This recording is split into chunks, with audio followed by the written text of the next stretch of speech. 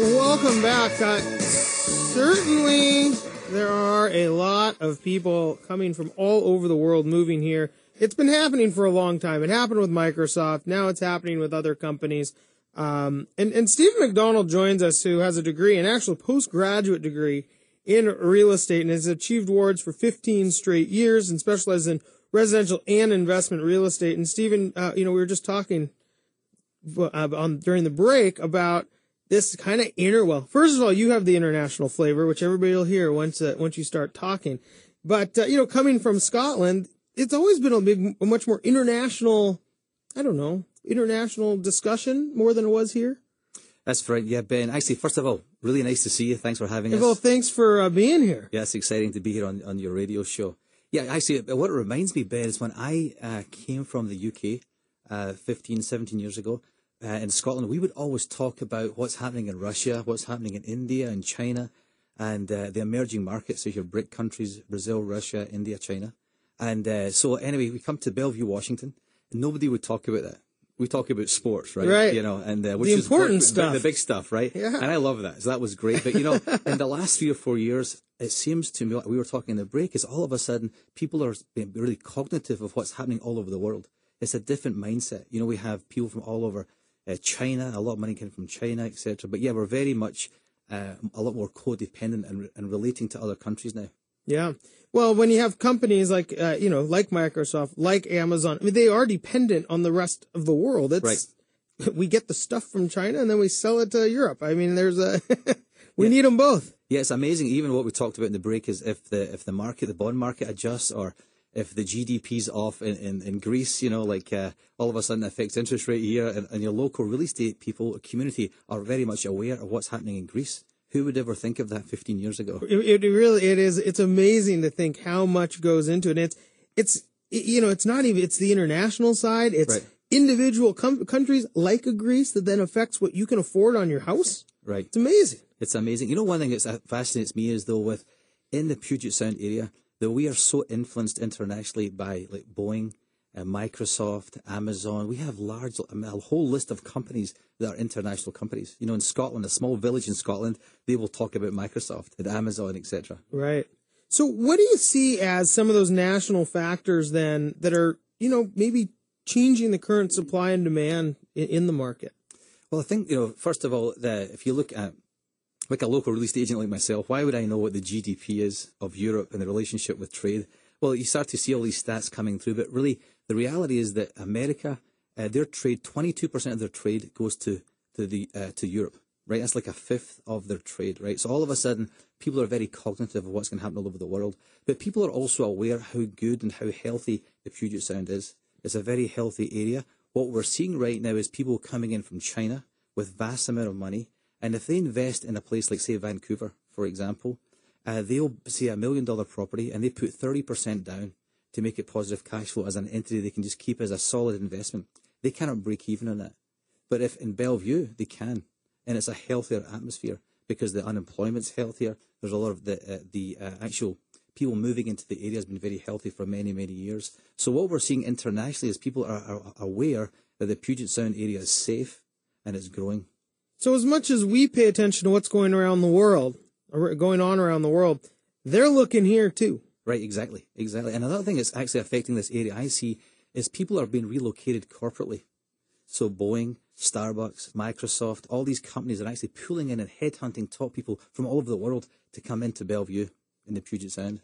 Which is pretty incredible. I grew up here and it was always a nice area, but, to think that it's this international hub of business is so different. And I guess the international perception of this and people maybe hearing about Seattle or Bellevue or Redmond right. is it's such a different feeling, I guess. And so do you think that's what's contributing then to some of the we won't call it frenzy, but some of the faster real estate market is a lot of this international play that's going on right here? Yeah, absolutely. Well, statistically, what I was told is 30% of the buyers last year paid cash. 30%, 30. That's a lot of cash coming into this area. And so people would go through traditional measures of getting finance, etc. But right now, people are putting their money into real estate, and they're also looking for a safe place to allocate their finances. So Bellevue, because of the growing population and its net value with all these companies and the corporate influence it has internationally, people want to put their money there. And so what do you see then as with 30% cash buyers? I mean, there is a lot of cash. Yeah. Do you think, I mean, and now with people who want to buy these houses, I mean, they're starting to dwindle. I mean, that demand, people kind of see that bottoming out, and now you have a lot of money coming in. You know, it's interesting. People talk about the lack of supply, or the lack of property. How do we quantify that, Ben? You know, that's the big thing in the real world. How do we actually put a number against that? Well, what we do is in the real estate community, what we talked earlier is we look at supply and demand. So, for example, we have 100 homes for sale in an area. If 20 sell per month, that means we only have 5 months of inventory. So what does that really mean? So if you have 0 to 3 months, that means we're really in a seller's market. There's not a lot of houses available. 3 to 6 months will mean it's a kind of a healthy market. And 6 months and above, which is what it's been for a few years, right, you're in kind of a whole different zone. So what we're seeing right now is we're coming from a really unhealthy market into a healthy market, and we're actually shooting through that into some areas like Bellevue, where we're actually getting into 0 to about 2.5 to 3.5 months of inventory, which is amazing. So another way to look at that, Ben, is you're looking at me in shock here. This is stuff I love it. I love it. This is good. If you look at, for example, in an area like the East Side, Bellevue, the bigger area, East Side, the absorbency rate. So if you sell 20%, that's 1 in 5 homes, right? That's basically 20%. Right now, today, we've sold 42% of our inventory on the East Side. That to me is a frenzy, actually. Right? I mean, it's obviously people. Sorry, Tom. It's a frenzy. No, but and so let me quantify that, because I really like the perspective of new construction, because what I'm seeing is there's like a concentric circle from the heart of Bellevue, and as you go out through Bellevue, you'll see that the urgency and the frenzy start to diminish. So if you take Bellevue downtown, or the West Bellevue, which would be probably your heartbeat, right? We're seeing product in the lower price ranges, which is below 1.5 million. It's a very hot market. It's a frenzy. We're seeing multiple offers, which would be a definition of a frenzy, right? Sure. If we go to Snoqualmie, which is the other end of the spectrum, we would see that's not the case. South Issaquah, I see is actually very flat, in fact.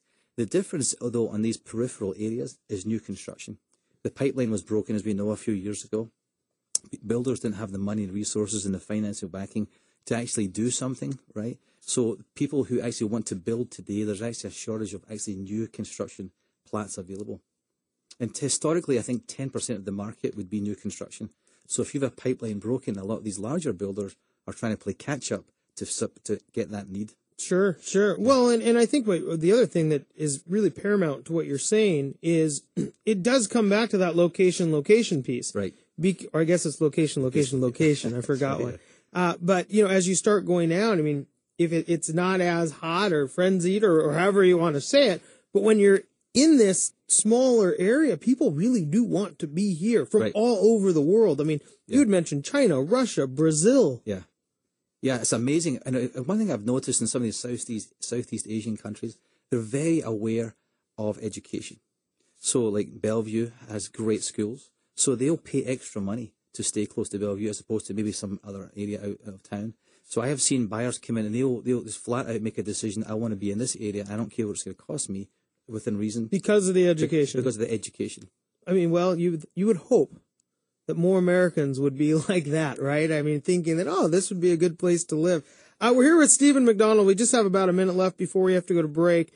What do you see kind of happening then? I mean, you talked about there's not a lot of inventory. You talked about the kind of the heartbeat being Bellevue. Do you see that continuing? Yeah, we see that. Yeah, we do that a lot. Now, obviously, there's a lot of factors can happen in the world and locally. But what we see definitely is a shortage of product. And we're going to the selling season. So this is a tough time to not have a lot of homes, right? And so last year we had about 11,000 homes in the multiple listing.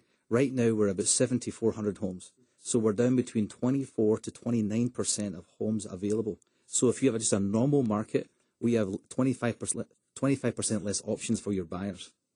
Well, Stephen, certainly great information. Thanks so much for joining us. Maybe you'll join us again sometime. Again, that's Stephen Macdonald, real estate broker with John L. Scott, and the international persuasion, the international pressure that is on Bellevue is certainly something, and Seattle for that matter, is certainly something that will continue to be discussed. But more importantly, if you're out there looking to buy a house, did you know you're competing against the rest of the world to do that?